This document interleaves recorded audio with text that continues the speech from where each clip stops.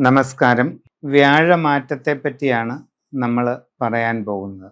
തിരുവോണം നാളിന് ഈ വ്യാഴത്തിന്റെ മാറ്റം പൊതുവെ നല്ലതാണ്. വളരെ സാമ്പത്തിക പുരോഗതി ഉണ്ടാകും, കാര്യവിജയം നേടും, സമ്പൽ സമൃദ്ധി കൈവരിക്കാൻ അവസരം ഉണ്ടാകും, പുതിയ ജോലിയിൽ പ്രവേശിക്കാൻ കഴിയും, ആഗ്രഹിക്കുന്ന നല്ല ജോലി തന്നെ നിങ്ങൾക്ക് ലഭിക്കും. വിദേശ തൊഴിലിന് ശ്രമിക്കുന്നവർക്ക് അതും സാധിക്കും. വിവിധ മേഖലകളിൽ ഔദ്യോഗിക രംഗത്ത് പ്രവർത്തിച്ചുകൊണ്ടിരിക്കുന്നവർക്ക് വളരെ പുരോഗതി ഉണ്ടാകുന്നതായിട്ട് കാണുന്നുണ്ട്. സ്വന്തമായി വിവിധ മേഖലകളിൽ തൊഴിലുകൾ ചെയ്തുകൊണ്ടിരിക്കുന്നവർക്കെല്ലാം പുരോഗതി, സാമ്പത്തിക നേട്ടം, കാര്യവിജയം ഇതൊക്കെ കാണുന്നുണ്ട്.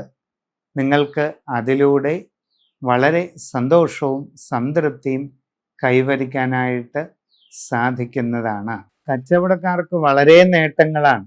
സാമ്പത്തിക പുരോഗതി, ലാഭവർദ്ധനവ്, വലിയ നേട്ടങ്ങൾ ഇതൊക്കെ കൈവരിക്കാനായിട്ട് സാധിക്കുന്നതായിട്ട് കാണുന്നുണ്ട്. നിങ്ങളുടെ ബിസിനസ് വിപുലീകരിക്കാനുള്ള അവസരം ഉണ്ടാകും. ബിസിനസ് മേഖലയെ കൂടുതൽ വിശാലമാക്കിക്കൊണ്ട് അതിൽ നിന്ന് വലിയ പ്രയോജനം നിങ്ങൾക്ക് ലഭിക്കുന്നതാണ്. അശ്രദ്ധയും ആലോചനക്കുറവും കൊണ്ട് പല നഷ്ടങ്ങളും ഇതിനിടയിൽ സംഭവിക്കാം.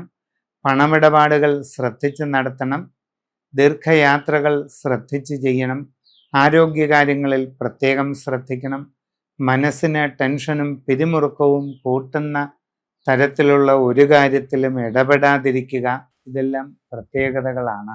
വിവാഹാലോചനകൾ ഒരൽപ്പം നീണ്ടുപോയേക്കാം, എങ്കിലും പരിശ്രമം തുടരുക. അപ്രതീക്ഷിതമായ പല മാറ്റങ്ങളുടെയും കാലഘട്ടമാണ് വരുന്നത്.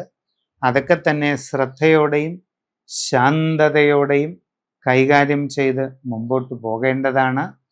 കലാകായിക രംഗത്ത് പ്രവർത്തിക്കുന്നവർക്ക് കുറച്ച് കൂടുതൽ ശ്രദ്ധ ആവശ്യമുണ്ട്. വിദ്യാർത്ഥികൾ കൂടുതൽ ജാഗ്രതയോടെ പരിശ്രമിക്കേണ്ട സമയം തന്നെയാണ്. മറ്റ് വിവിധ രംഗങ്ങളിലുള്ളവർക്കെല്ലാം ഗുണദോഷ സമ്മിശ്രമായ സമയം കാണുന്നു.